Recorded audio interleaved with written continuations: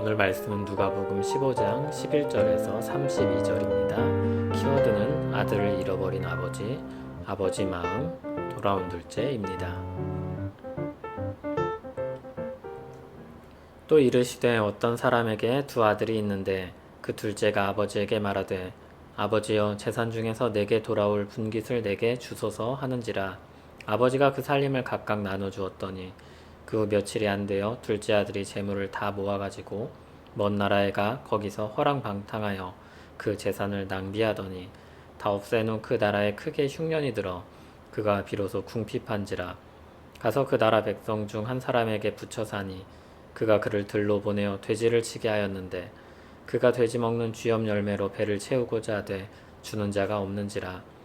이에 스스로 돌이켜 이르되 내 아버지에게는 양식이 풍족한 품꾼이 얼마나 많은가. 나는 여기서 줄여 죽는구나.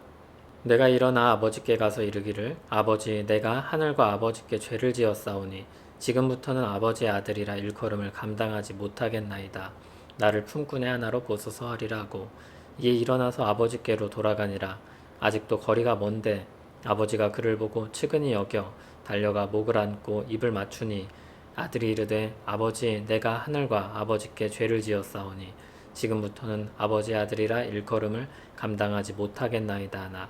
아버지는 종들에게 이르되 제일 좋은 옷을 내어다가 입히고 손에 가락지를 끼우고 발에 신을 신기라.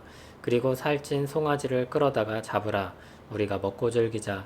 이 내 아들은 죽었다가 다시 살아났으며 내가 잃었다가 다시 얻었노라 하니 그들이 즐거워하더라.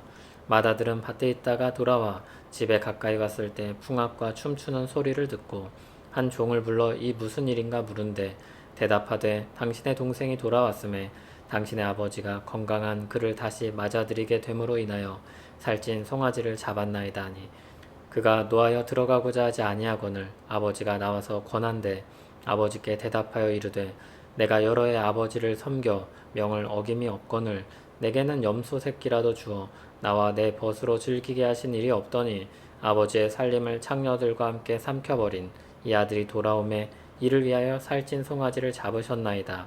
아버지가 이르되 예 너는 항상 나와 함께 있으니 내 것이 다 내 것이로되 이 내 동생은 죽었다가 살아났으며 내가 잃었다가 얻었기로 우리가 즐거워하고 기뻐하는 것이 마땅하다 하니라. 아멘. 예수님께서 잃어버린 양과 잃어버린 드라크마를 비유로 가르치셨습니다. 그리고 오늘은 잃어버린 아들에 대한 이야기를 가르치십니다. 한 아버지에게 두 아들이 있습니다. 그런데 둘째가 아버지에게 유산을 달라고 하여 집을 나갔습니다. 그런데 둘째는 유산을 허랑방탕하게 다 써버렸고 마침 그때 큰 흉년도 들어 삶이 더 궁핍해졌습니다. 더 이상 희망이 보이지 않자 그는 마음을 돌이켜 종이라도 되게 해달라는 그런 심산으로 아버지 집으로 돌아갑니다. 할 말을 준비했습니다. 하늘과 아버지께 죄를 지었으니 아들이라고 할 수 없습니다. 그냥 품꾼이라도 받아주세요. 둘째가 돌아옵니다. 아버지가 등장합니다. 20절을 보면 아직도 거리가 먼데 이렇게 쓰고 있습니다. 아버지가 아직 거리가 먼데 아들을 먼저 알아보고 달려가서 안아줍니다. 그리고 아버지는 그에게 가장 좋은 옷을 입히게 하고 가락지를 끼우고 신발을 신깁니다. 그리고 잔치를 벌입니다. 이 사람이 둘째라는 것을 공식적으로 사람들에게 알리고 그의 신분을 회복시켜 준 것입니다. 첫째가 일하고 돌아오다가 이런 장면을 보고 들었습니다. 너무 화가 났습니다. 아버지께 따졌습니다. 그때 아버지가 이렇게 대답합니다.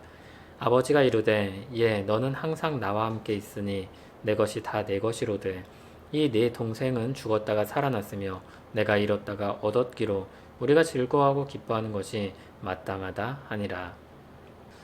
첫째 아들은 누가복음의 흐름에서 볼 때 자연스럽게 바리새인들을 떠올리게 합니다. 많은 은혜를 받아 누린 이스라엘이 자신의 위치를 제대로 헤아리지 못했습니다. 죄인이 돌아오는 것은 하나님께 기쁜 일인데 그들은 부당하다 생각했고 분노했습니다. 그러나 아버지의 마음은 그렇지 않습니다. 아버지는 둘째를 마음에서 떠나보낸 적이 없습니다. 항상 그를 생각하며 기다렸습니다. 어쩌면 그는 둘째의 동향을 알고 있었는지도 모르겠습니다. 그만큼 지대한 관심을 가지고 있었습니다. 그가 멀리서 오고 있을 때 먼저 발견한 것은 아버지였습니다. 하나님 아버지의 마음이 이와 같습니다. 자비와 사랑이 많으신 하나님의 마음이 이렇습니다. 그 은혜로 말미암아 이미 줄 것을 다 주었지만 죄로 인해 스스로 회복할 수 없는 처지에 빠진 것을 아시고 예수 그리스도를 보내셔서 그를 믿고 돌아오는 자를 다 받아주셨습니다. 기쁘게 받아주셨고 하나님의 자녀된 신분을 찾아주셨습니다. 누가복음에는 이야기의 결말이 나오지 않은 채로 끝나는 경우가 종종 있습니다. 이번 이야기도 아버지의 말 뒤로 첫째나 둘째가 어떻게 살았다는 내용이 없습니다. 그것으로 의미를 전달하기에 충분하기 때문이겠죠. 그런데 한편으로는 이 말씀은 독자를 향하고 있는 것처럼 느껴집니다. 돌아온 탕자가 어떻게 살았을까? 이 질문은 금방 우리에게로 돌아옵니다. 내가 돌아온 탕자인데 내가 그런 자비와 사랑을 받아서 하나님께 받아들여졌고 그의 자녀로 여김을 받았는데 나는 그럼 이제 어떻게 살아야 하는가? 옛사람으로는 돌아갈 수 없지 않은가? 말하자면 철든 자녀처럼 이 결말이 없는 이야기를 보면서 생각하게 됩니다. 아, 내가 받은 사랑이 이렇게 큰 것이었지. 하나님 아버지가 베푼 은혜가 이렇게 놀라운 것이었지.